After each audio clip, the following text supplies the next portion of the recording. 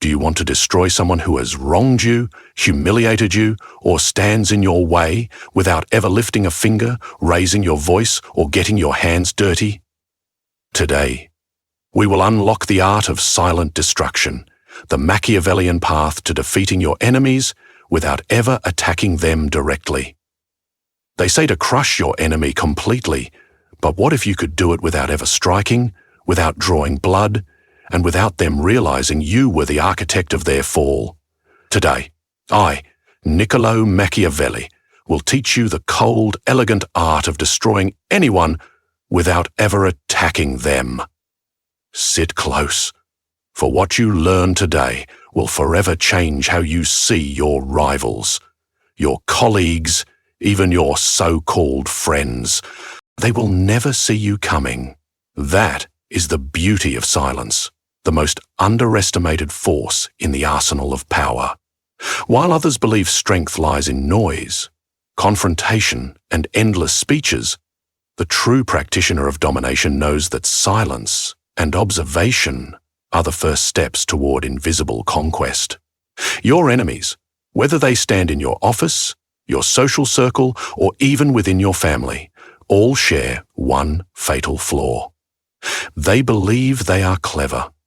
They believe all hidden from them that any family or flaw will share invisible flaw.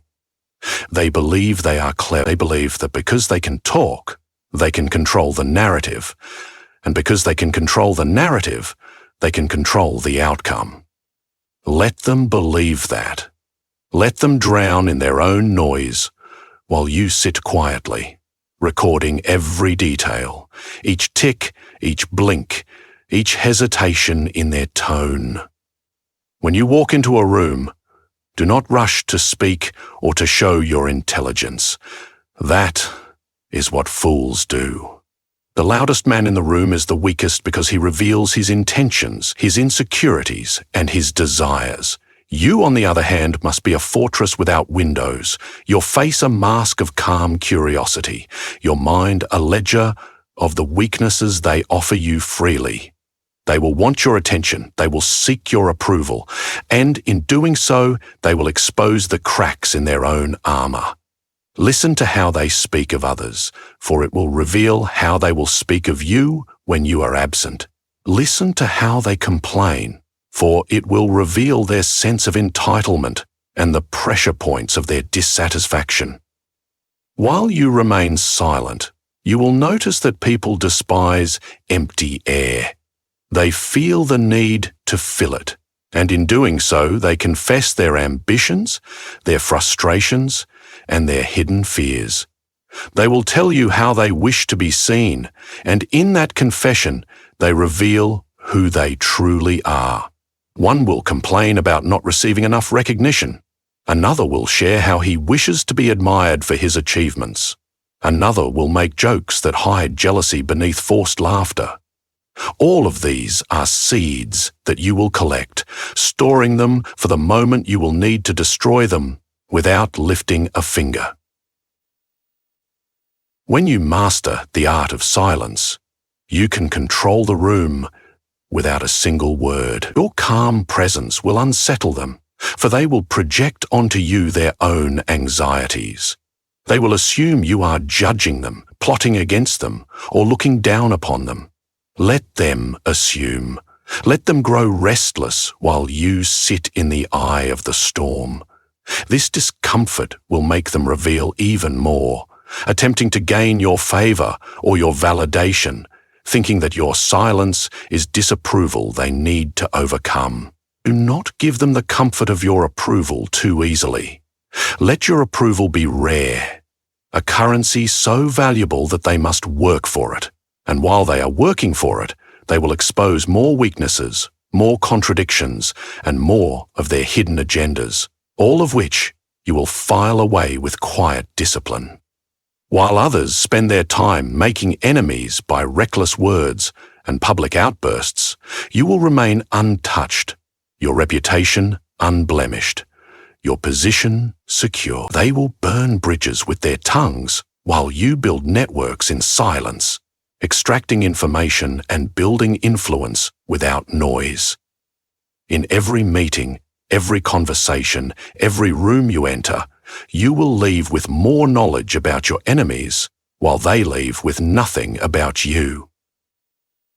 They will underestimate you, thinking your silence is weakness, your calmness is ignorance, your observation is disinterest. Let them. They think their reputation is unbreakable. They think their image is who they are. But what they fail to realize is that a man's reputation is a weapon, one that can be used against him with precision, without ever raising a hand. People worship perception more than truth, and if you learn to manipulate perception, you will watch them destroy themselves in a desperate attempt to protect the fragile image they worship. Every man builds a mask, an identity he wants the world to see.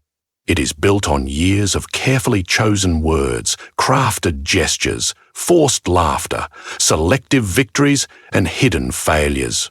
Your task is not to attack that mask openly. That would be childish, wasteful, and dangerous. You let them wear that mask while you learn how to loosen its ties, slowly, carefully, until it falls on its own, in front of the people they seek to impress the most. You will start by identifying what their reputation is built upon. Is it their charm? Their supposed integrity? Their strength in negotiations? Their ability to keep secrets? Their generosity? Watch carefully and listen when they speak, for they will constantly remind others of what they wish to be known for. They will repeat their virtues because repetition cements perception. Let them speak. Let them display these virtues proudly, because every mask has a crack, and it is your duty to find it. When you find that crack, you do not rush. You test it quietly. If their reputation is built on honesty, you let them contradict themselves in small things, and you remember each moment, each inconsistency, each minor lie they spoke without realizing. If their reputation is built on loyalty, you watch how quickly they gossip, how easily they shift alliances in small arguments, how quickly they abandon their own standards when it is convenient. You do not confront them. You do not challenge them. You let them believe that you are blind to these flaws, that you are too foolish to notice, that you are too kind to care. In time, you will find ways to allow others to see these contradictions without it ever tracing back to you. You ask questions in the right places, questions that seem innocent, but each question is a whisper that loosens their mask further. Did he really say that? I thought he always stood for honesty. That's strange. I thought he was loyal to them. Let others speak. Let others repeat these questions. Let others spread the uncertainty, while you remain the silent observer, never the accuser. They will feel the shift, but they will not know where it started. They will sense that their reputation is trembling, that eyes are watching them differently, that respect is no longer as warm as before. But they will not see your shadow moving through the whispers. They will try to tighten the mask again, forcing themselves to act with exaggerated integrity, exaggerated loyalty, exaggerated strength. And in doing so, they will appear fake, desperate, and insecure. Their own efforts to protect their image will betray them, exposing the fear they carry inside, showing the world that their reputation was nothing but a fragile illusion. While they are distracted, obsessed with maintaining this image, trying to manage every perception, you gain power over them. For a man who is desperate to protect his image will compromise anything else to save it. You will see them making deals they swore they would never make, apologizing for things they once boldly declared, betraying those they promised to protect, all to keep their illusion alive for just one more day. Every step they take to protect their reputation will become a rope around their neck, tightening with every false word, every forced action, every desperate attempt to be seen as perfect. And the beauty of it is that they will never see you. They will never know it was you who set the questions in motion, who exposed the inconsistencies, who let their own actions condemn them. They said, if the sun had shined, then it would have been the sun that condemned them. They walk proudly through the world, thinking their strength lies in the alliances they have built, the friends they have collected, the supporters who cheer for them. They believe they are untouchable because they have people who will defend them, protect them, and speak for them. But what they fail to understand is that the strongest fortress often falls not from a battering ram at its gates, but from termites eating away silently within its walls. You will not need to attack your enemy when you learn the art of isolation and subtle division, for you will watch them crumble under the weight of their own loneliness, while they still believe they are surrounded by allies. People love to align themselves with strength, but they also love to align themselves with opportunity. They will remain loyal to your enemy as long as they benefit from the association, as long as they believe it is in their interest to stand beside him. The social exercise. Even when they are together, your task is to quietly shift that belief, to let the ground beneath their alliances begin to crack without making a sound. You do not confront. You do not demand loyalty. You do not declare war on friendships. Instead, you create small doubts, gentle reminders of your enemy's flaws, soft suggestions that perhaps your enemy is not as stable as he appears. You begin by understanding who surrounds your enemy, who advises him, who praises him, who reports to him, who admires him from a distance. When the danger passes, you re-establish Emily for a moment. First, let me understand your enemy, who advises him, who praises him, who professes him. You study these people carefully, for they are the pillars that hold him up. You observe what they want, what they fear, what they desire, and what they envy in your enemy. When you see a man who feels overshadowed by your enemy, you feed his sense of resentment with a casual remark that lingers in his mind. When you see a supporter who feels unappreciated, you praise him quietly, allowing him to feel seen in a way your enemy never allowed him to feel. You do not demand they turn on your enemy. You simply let them question their loyalty in silence. As they begin to question, they begin to withdraw, not with grand gestures, but with small shifts, a delayed response, a hesitant praise, a subtle distance. Your enemy will notice these shifts, but will not understand why they are happening. He will sense that the people he relies on are no longer fully aligned with him, but he will not know how to stop the bleeding. In his panic, he will try to regain control, often by demanding loyalty, by questioning others, by displaying frustration. These actions will only deepen the doubt in the minds of those around him, as no man wants to align himself with someone who appears desperate. At times, you will have the opportunity to insert yourself into the cracks you have created, offering a listening ear, a soft word of support, a reminder that you are there and that you see them as individuals, not as pawns of your enemy.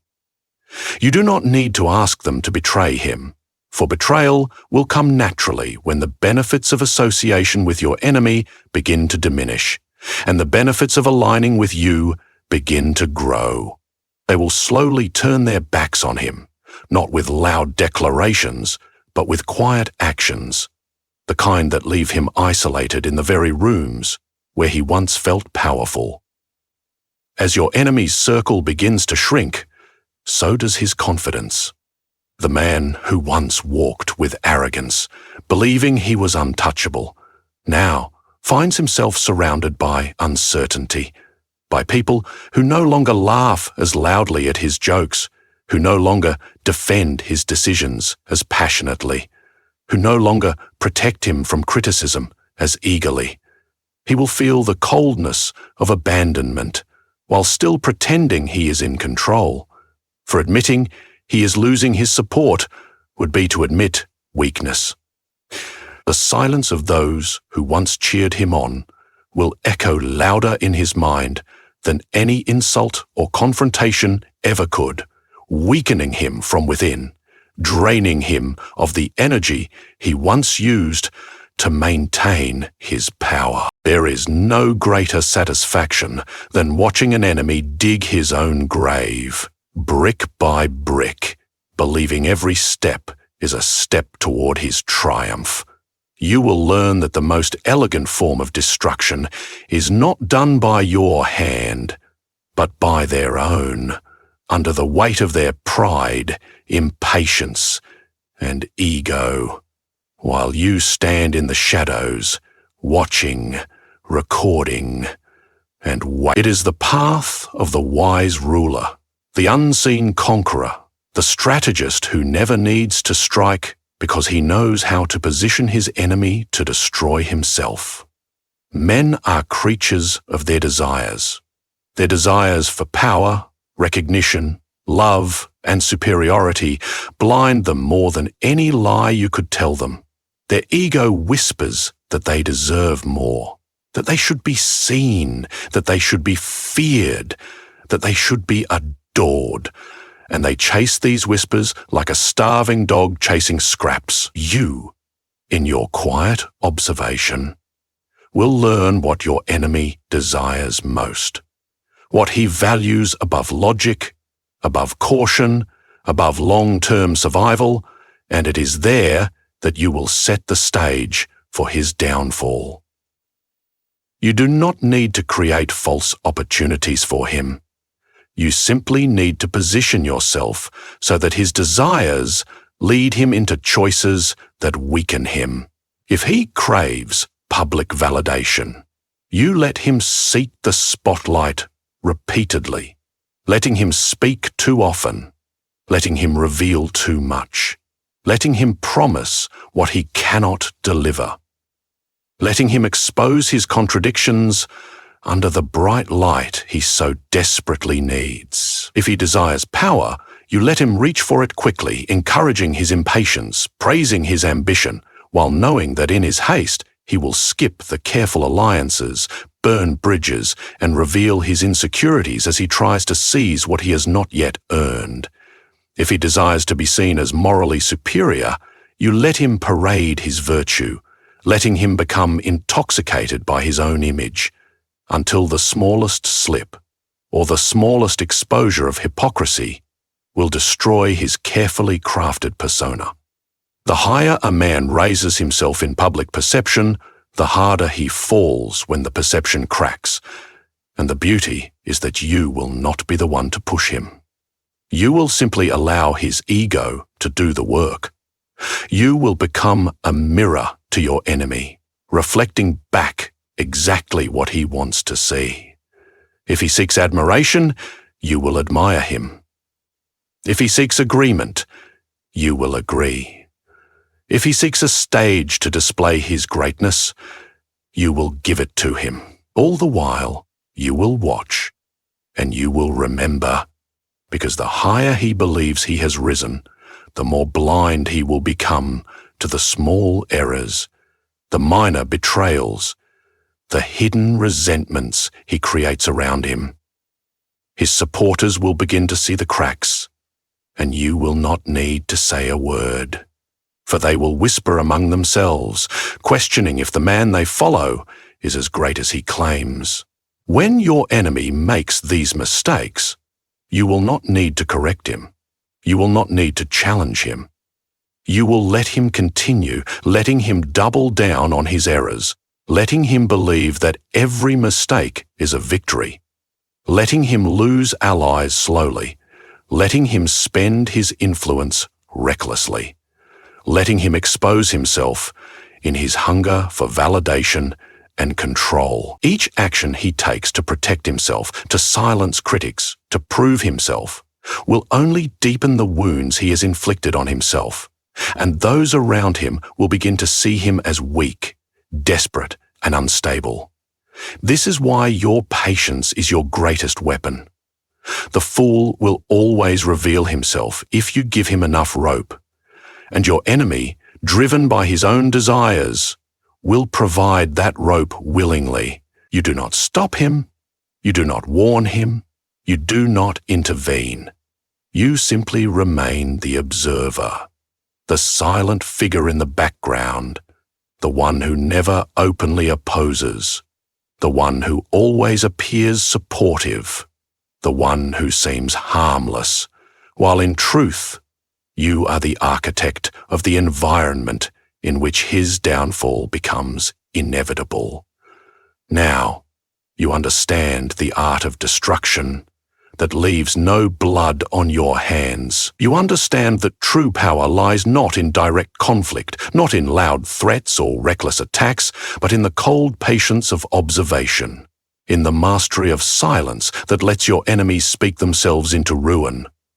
You see now how reputation is a weapon you can turn against them without them ever suspecting your hand, how perception is more powerful than truth, and how doubt, once planted, grows into a forest of fear within your enemies' minds. You understand the value of isolation, how dividing your enemy from his supporters weakens him more deeply than any strike could, how the silence of those around him will haunt him more than screams, how the absence of loyalty will shake his confidence until he collapses under the weight of his own paranoia. You see how the most elegant conquest is not to fight, but to let your enemies fight themselves, to let their ego and impatience lead them into traps of their own making, while you remain still, unmoved, untouchable.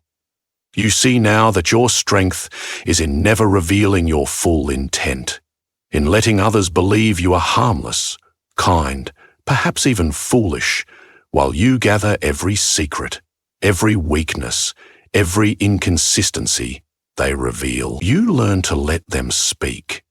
Let them expose themselves.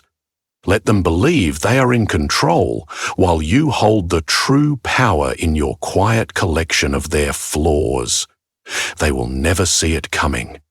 They will never understand how they fell, and they will never suspect you. For your destruction leaves no fingerprints, no evidence, This is how rulers stay in power, how kingdoms are taken without armies, how reputations are shattered without scandal, and how the wise walk away victorious while others fight battles they can never win.